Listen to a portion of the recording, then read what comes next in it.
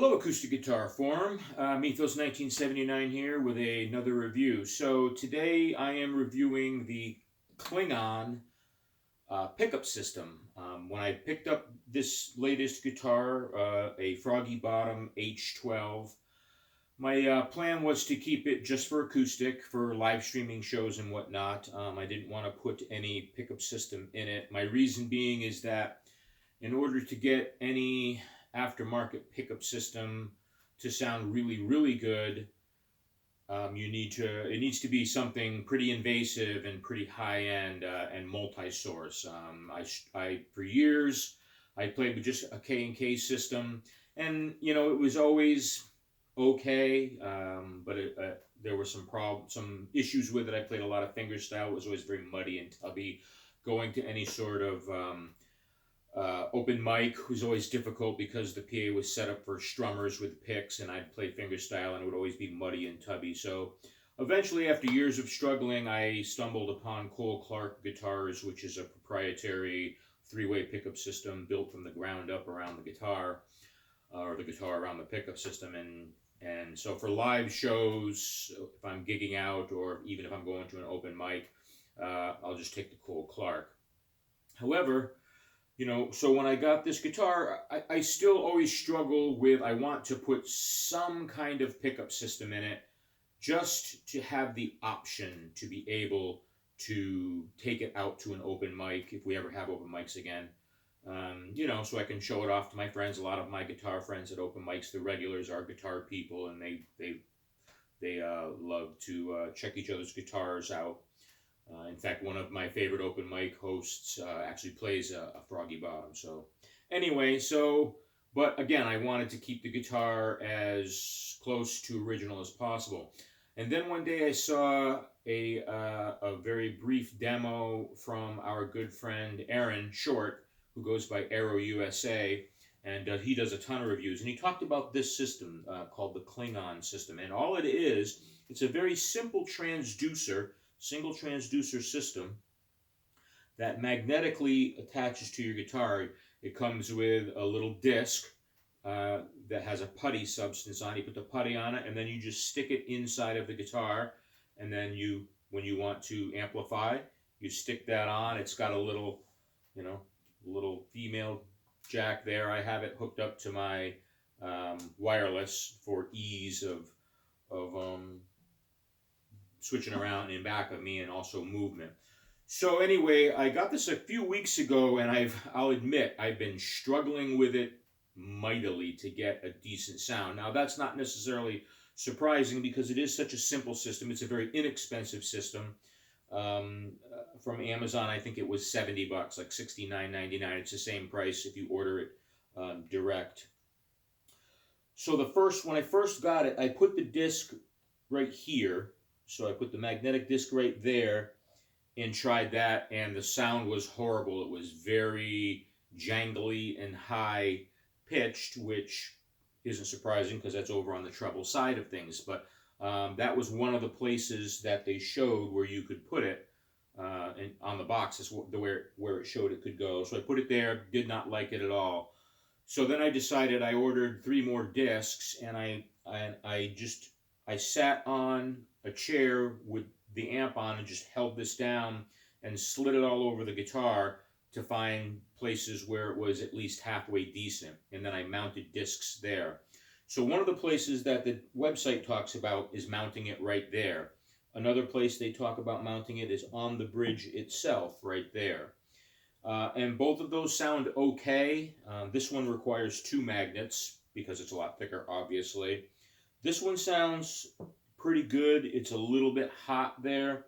And then I found this one back here to be probably my favorite one of all. Now, every guitar is different, obviously, different body sizes, different wood combinations, different bracings. So if you do adopt this system, you're going to have to move it around a bit and see what works best for you. I would advise you, if you do try one of these systems, don't put the disc in right away. Plug into your amplifier, sit down right in front of it, put the guitar on your lap, and then just strum with a pick or however you play while you move the disc around and hold it down tight. A little bit about the disc, I'll tell you, just to make this a complete source. So it's a, make sure I'm muted, I know I am, but so it's basically a very simple transducer disc, Klingon. It actually does have a volume pot on it, which is nice, and it's got a little 1/8" jack there, mono, and it plugs in like that, and then the other side goes to a female 1/4" jack. It's got a nice little soft foam rubber pad right there that's pretty thick, that keeps you from scratching up your guitar, but you still want to be gentle with it. When you move it around to test it, you want to pick it up, move it to a new spot, hold it down firmly, strum, so on and so forth. So the first thing I did once I decided on a location that sounded best for this guitar is I play through a Bose S1 system, and through a EAE Stomp Mix digital mixer. But for today, I'm going to go straight into the Bose, because that's my yardstick for how good a pickup system and a guitar sounds. And then I'm also going to go through the little Headway EDM 1 preamp, because that was the only way to get this simple system sounding really good was to add an external preamp that had a lot more ability to EQ and shape the signal than just the Bose S1. For those of you who aren't familiar with the Bose S1, it's a very simple system. It only has high, treble, and bass EQ, and then it has a 3-way tone match switch, which is like an auto. It's off, guitar, and mic. So the first thing I did was, and right now I'm going into the channel 1 with just the treble and bass is set flat, the tone match is off. And what I'm going to do is I'm going to play all 3 positions. I'm not going to mess with the tone. I'll say right off, and I just did actually, but I'll repeat, I couldn't get a really great sound with just the pickup going straight in, and I'm not surprised, because this pickup is basically the same as a K&K, except for it's a single disc instead of 3. So I'm going to stand off to the side out of the frame so you can't see me, and I'm going to turn away so the microphone is only hopefully picking up the amp. So this is just straight in, tone match off.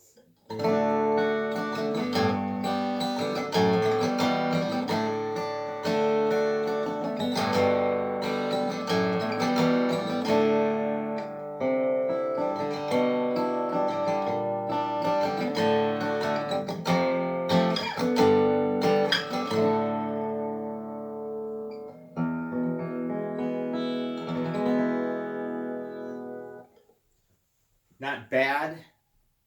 Well, kind of bad. Also, please note that this is just being recorded on an Android phone. It's best if you use headphones or good speakers, but you know, it's marginal at best anyway. So then I'm going to go to, this is the tone match position, switch position in the guitar position.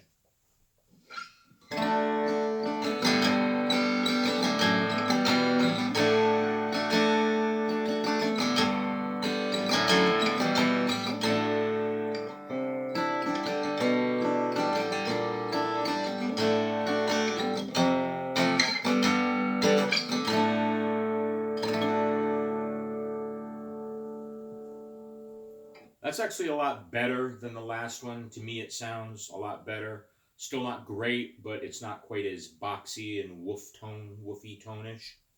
And then last but not least is the mic position.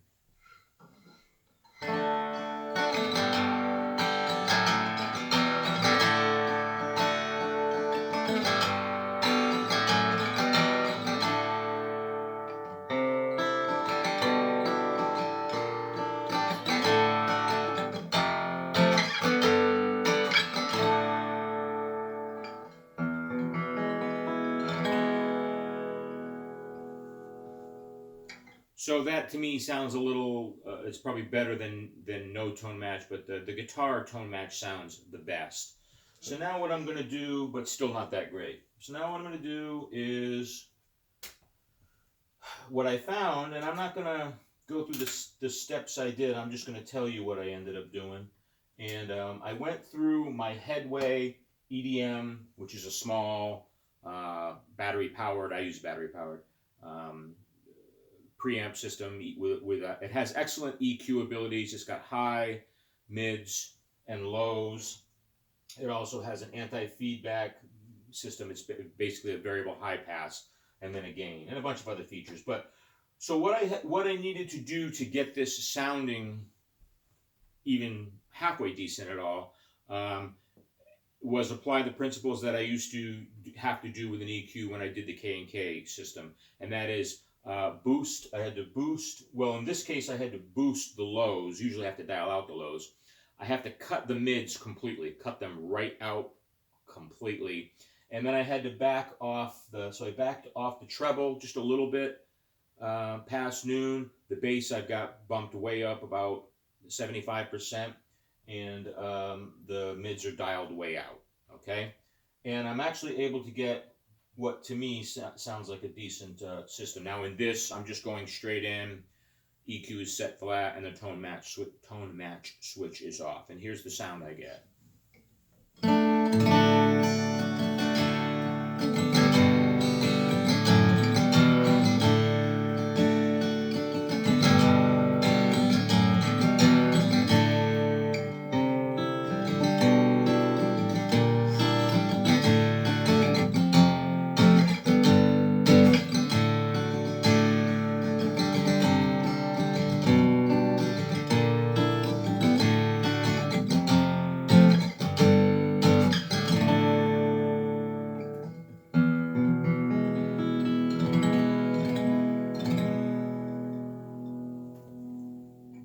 So that's actually not bad, considering how simple this system is. Single transducer. That's usable to me. I would be happy with taking a Bose S1 and just the EDM out and then playing through that. Also, I could go and play an open mic with this, but I would probably take the EDM with me to have that ability to control the signal and shape the signal as needed. But not too bad. The one thing I want to alert you to be very careful of is the volume switch on this. As I was testing it over the last week or so, I kept noticing that the signal seemed to be getting lower and lower, and I was going up and up and up on my EDM, and boy, is my EDM dying? Is this thing dying? And then today, when I went to do this video, the system was completely dead. I thought my Bose was dead, and I was, oh my God, this is awful. But what it turned out to be was from handling the volume tone wheel on the unit, the transducer itself moves very, very easily, unfortunately. So obviously, every time you pick it up and put it back on, I was basically turning it down in volume farther every time to the point where it was completely off. The other thing to mention about that tone wheel is, and they even talk about this on the website when you're setting it up, they highly recommend you set the volume on the tone wheel between 50 and 70%, and that is important. If you've got it all the way up, it's going to be very, very hot, and you run the risk of overdriving it, and then it sounds very boxy and tinny. So I actually run it probably at about 30%. I go all the way down, and then I put my finger on it, and I go one finger sweep up, which is, I'm guessing, about 30%, and that seems to work fine with me. So what I am going to do right now with this good sound dialed in, just so you can hear the differences, I'm going to move this from this position to this position to this position. So, and then I'll just kind of stand off to the side over here, pointing that way, so hopefully you don't pick up much of this. So anyway, so here's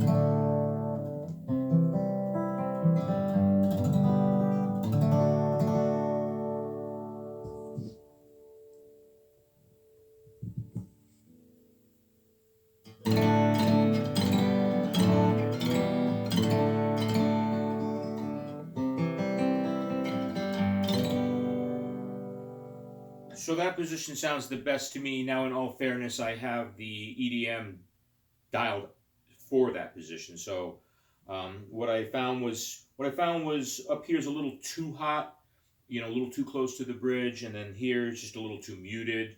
Even turning this up helped it a little bit, but then you run into other issues. Back here for this particular guitar seems to be fine. So the last thing I want to do is I want you to hear what this sounds like with everything flat, and you'll understand why I had to dial out the mid so much. So here's flat.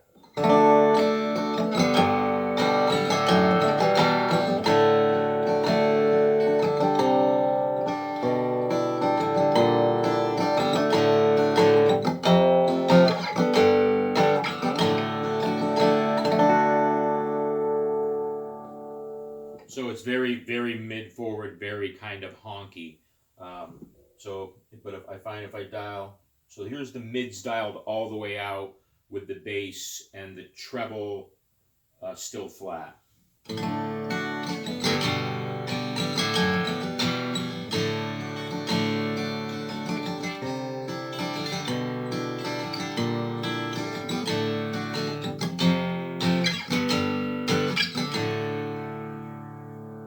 So for me, the bass isn't high enough on there, and the trebles are a little too clicky. I can really hear the pick noise. So that's why I found if I just dial back the the treble just a tiny bit to about 10, 30, 11, and then dial up the bass to about 3/4, that really brings the bass up. Because here's the bass flat.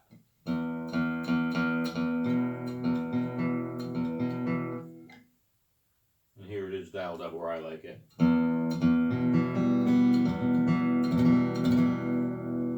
Probably not going to hear that change as much on just the phone, but trust me, it's a lot better.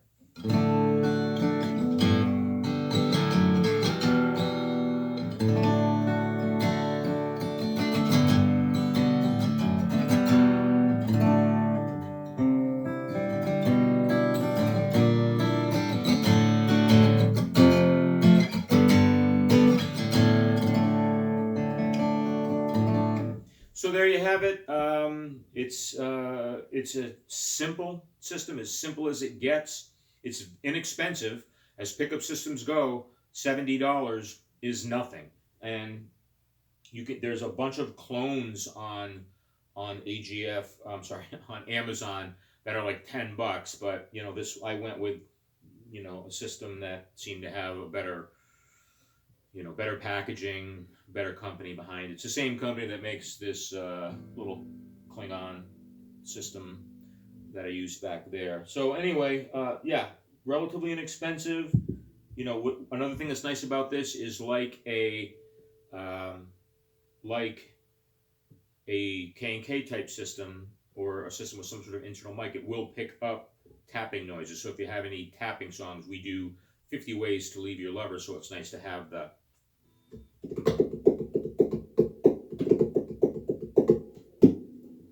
it'll pick that up as well. So if you're a percussive player. And yeah, it's a strong magnet. It's on there. The discs that are inside, it's just a putty system, so the discs come right off, not easily, but you go to get in there and, pull on it with your finger, it comes off, and then any putty that's left behind, you just rub your finger on it, and that comes right off. So it's great. You don't have to drill out the bottom hole. You don't have to make any permanent modifications to the guitar. So it's a great way. Just keep in mind that you are going to have the ability to EQ and shape your tone a fair amount depending on your style of play.